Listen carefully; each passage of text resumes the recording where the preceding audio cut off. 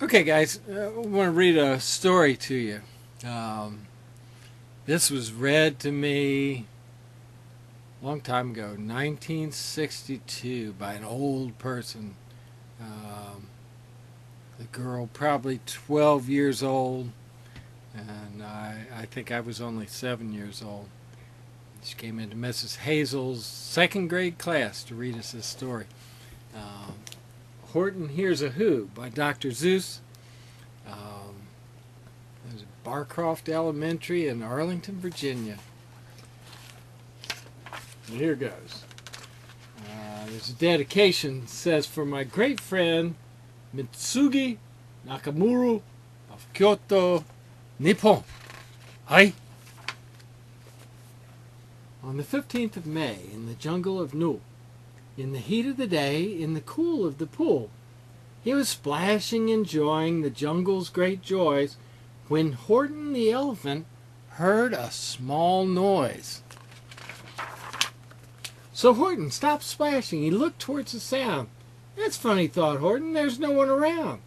Then he heard it again, just a very faint yelp, as if some tiny person were calling for help. I'll help you, said Horton, but who are you? Where? He looked and he looked. He could see nothing there but a small speck of dust blowing past through the air. I say, murmured Horton, I've never heard tell of a small speck of dust that is able to yell. So you know what I think? Why, I think that there must be someone on top of that small speck of dust.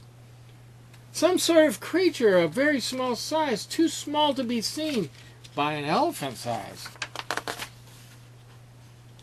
Some little person who's shaking with fear that he'll blow in the pool he has no way to steer. I'll just have to save him because, after all, a person's a person, no matter how small. They snatched Horton's clover. They carried it off to a black-bottomed eagle named Vladikov, a mighty strong eagle, a very swift wing. And they said, will you kindly get rid of this thing? And before the poor elephant even could speak, that eagle flew off with a flower in his beak. All that late afternoon and far into the night, that black-bottomed bird flapped his wings in fast flight, while Horton chased after with groans over stones that tattered his toenails and battered his bones, and begged, please don't harm all my little folks who have as much right to live as us bigger folks do. But far, far beyond him, that eagle kept flapping, and over his shoulder called back, quit your yapping. I'll fly the night through. I'm a bird. I don't mind it. And I'll hide this tomorrow where you'll never find it. And at 6:56 the next morning he did it. It sure was a terrible place that he hid it. He let that small clover drop somewhere inside of a great patch of clovers 100 miles wide. Find that, sneered the bird, but I think you will fail. And he left with a flip of his black-bottomed tail.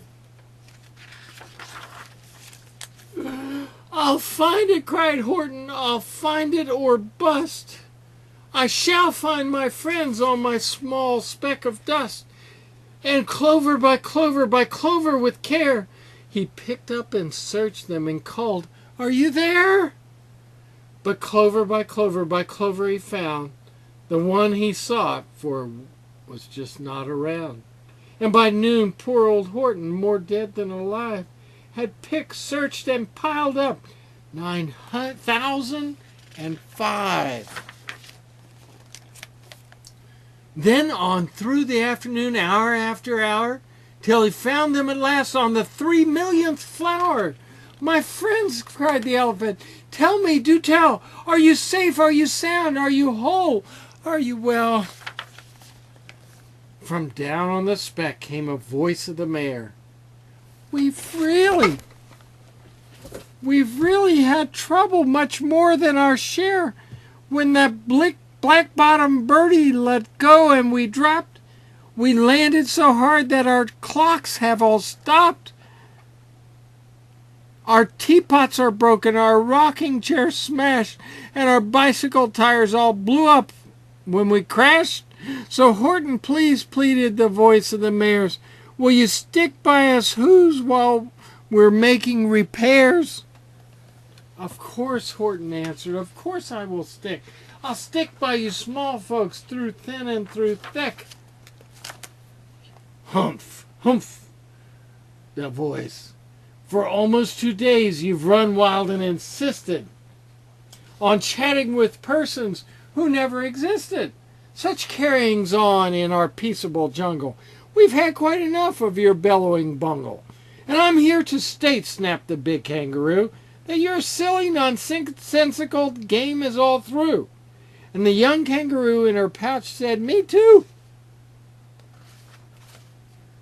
Mr. Mayor, Horton called. Mr. Mayor, you've got to prove now that you really are there.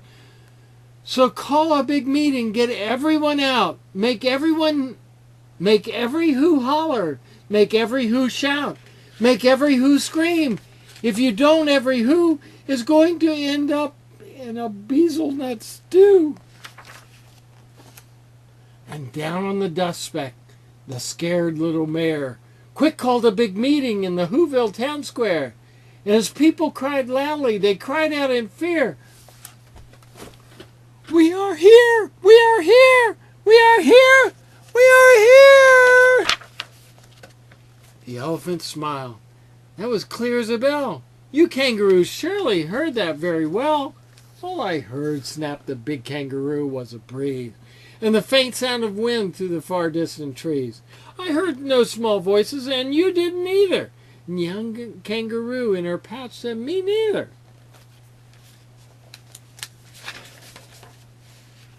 Grab him, they shouted, and cage the big dope. Lasso his stomach with 10 miles of rope. Tie the knots tight so he'll never shake loose. Then dunk that dumb speck in the bezelnut juice. Horton fought back with great vigor and vim, but the Wickersham gang was too many for him.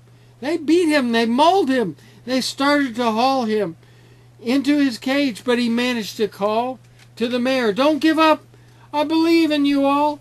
A person's a person no matter how small. And you very small persons will not have to die if you make yourselves heard. So come on now and try. The mayor grabbed a tom-tom. He started to smack it. And all over Whoville, they whooped up a racket. They rattled tin kettles. They beat on brass drum bands, on garbage pail tops, and on old cranberry cans. They blew on bazookas and blasted great toots on clarinets, oompas, and boompas and flutes. Great gusts of loud racket rang high through the air. They rattled and they shook the whole sky, and the mayor called up through the howling mad hullabaloo, hey, Horton, how's this? Is our sound coming through? And Horton called back, I can hear you just fine, but the kangaroo's ears aren't as strong quite as mine. They don't hear a thing. Are you sure all your boys are doing their best? Are they all making noise? Are you sure every who down in Whoville is working? Quick, look through your town. Is there anyone shirking?